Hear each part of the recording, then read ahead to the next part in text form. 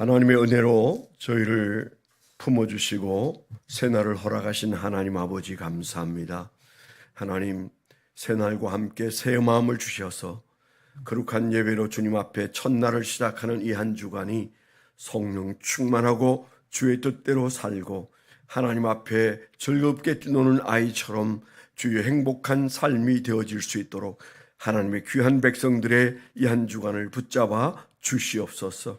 오늘도 주님 부르셨으니 말씀하시고 주신 말씀으로 주여 순종하여 사는 종들 되게 하여 주옵소서. 예수 그리스도의 이름으로 감사하며 기도드렸습니다. 아멘. 오늘 주신 말씀 신명기 24장 17절로 22절의 말씀입니다. 구약성경 299장 신명기 24장 17절부터 마지막 절까지 합독해서 읽도록 하겠습니다.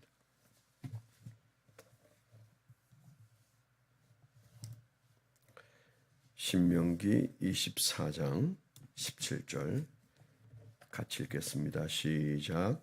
너는 객이나 고아의 송사를 억울하게 하지 말며 과부의 옷을 전당 잡지 말라. 너는 애굽에서 종되었던 일과 내 하나님 여호와께서 너를 거기서 속량하신 것을 기억하라. 이러므로 내가 네게 이 일을 행하라 명령하노라. 내가 밭에서 곡식을 벨 때에 그 한 뭇을 밭에 잊어버렸거든 다시 가져오지 말고 나그네와 고아와 과부를 위하여 남겨두라. 그리하면 내 하나님 여호와께서 내 손으로 하는 모든 일에 복을 내리시리라. 내가 내 감람나무를 떤 후에 그 가지를 다시 살피지 말고 그 남은 것은 객과 고아와 과부를 위하여 남겨두며 내가 내 포도원의 포도를 딴 후에 그 남은 것을 다시 따지 말고 객과 고아와 과부를 위하여 남겨두라. 너는 애굽 땅에서 종되었던 것을 기억하라. 이러므로 내가 네게 이 일을 행하라 명령하노라.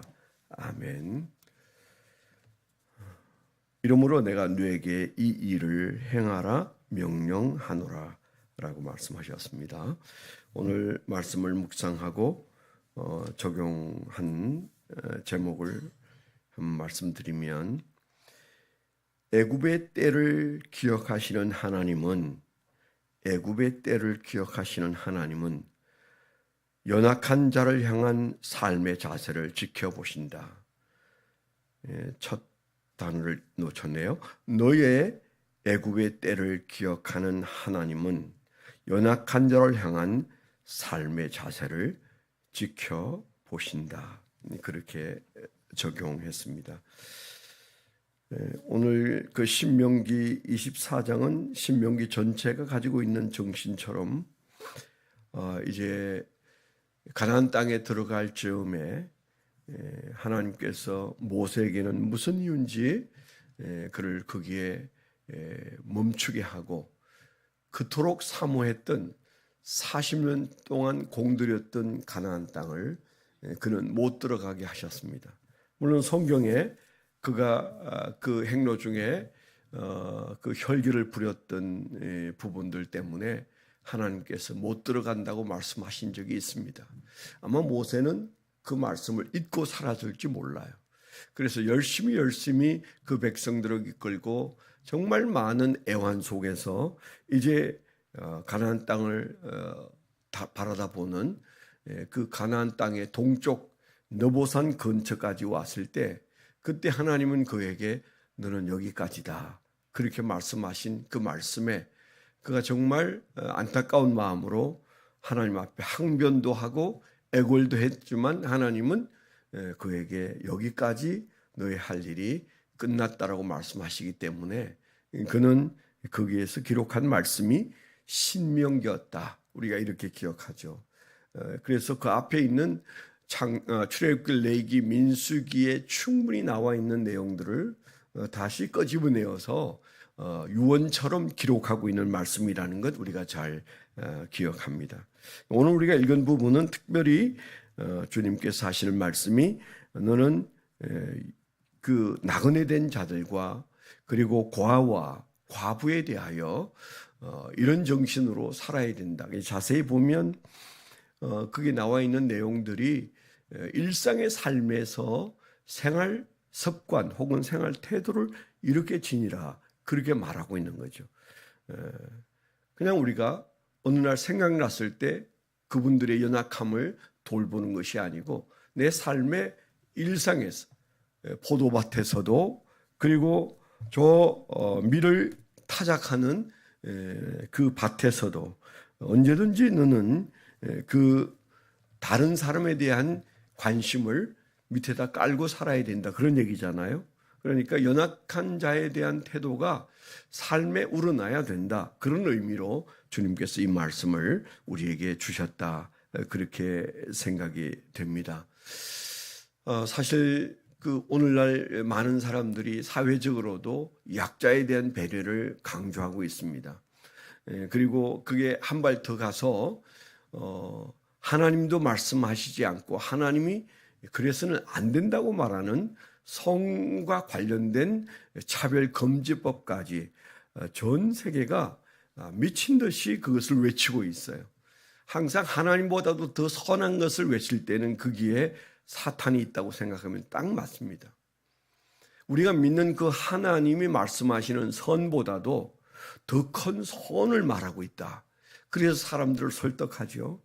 사람들의 마음속에 그럴듯하게 들립니다. 그러나 공산주의도 그랬고 지금 그런 어떤 동성애자들을 옹호하는 법을 만들겠다고 하는 그런 것들도 그렇고 언제나 그들이 외치는 것은 하나님보다도 더 선해 보여요. 그게 가능할까요? 가능하지도 않지만 왜 그렇게 할 것인가? 왜 그렇게 하는 나를 돌아보아야 합니다.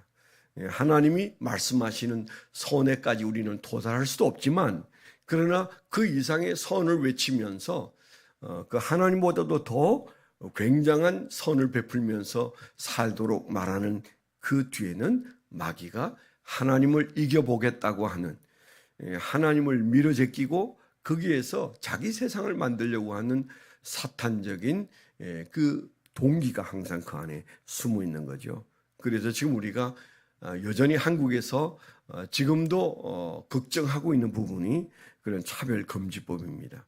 말은 정말 그럴듯하게 해서 생각 없는 사람들이 그게 왜 나쁘냐 그렇게 말하지만 그 법의 조문 뒤에 숨어 있는 하나님보다도 더 선한 설득력 그건 마귀적인 것이다.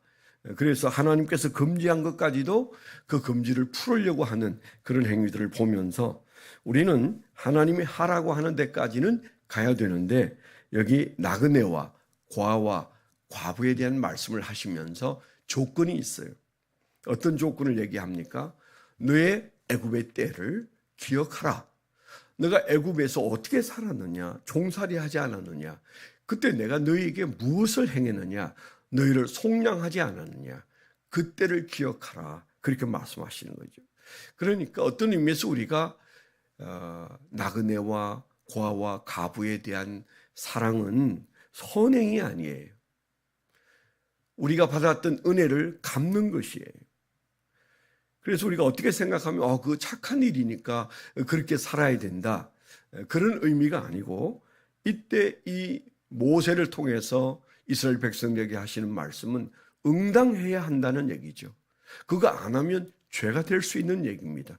주님이 보실 때는 뭐라고 말씀하십니까?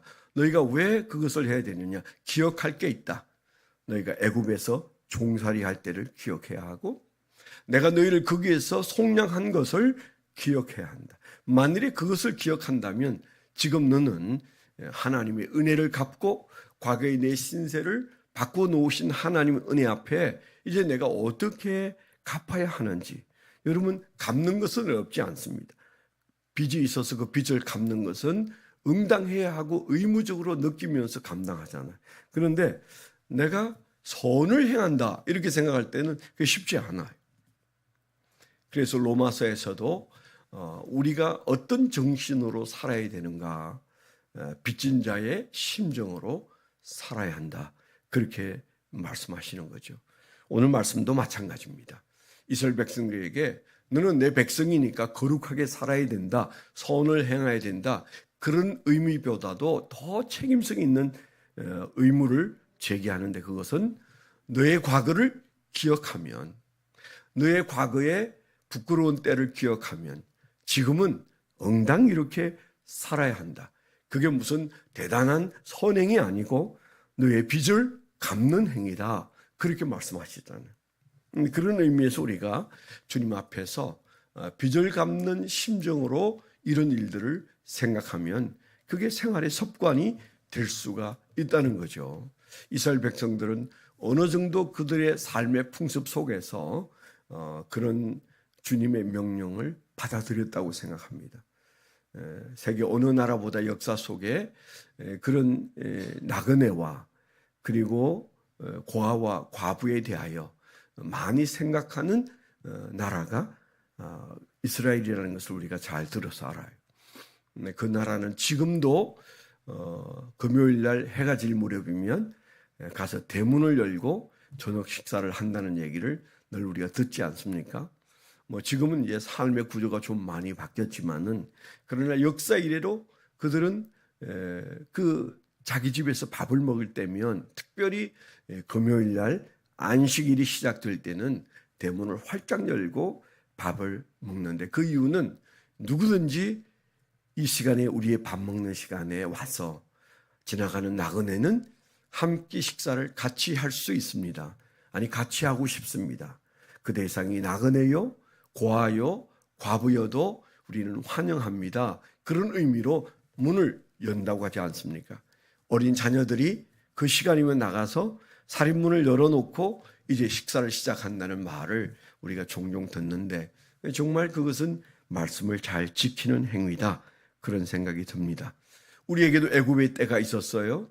우리에게도 종살이 할 때가 있었습니다.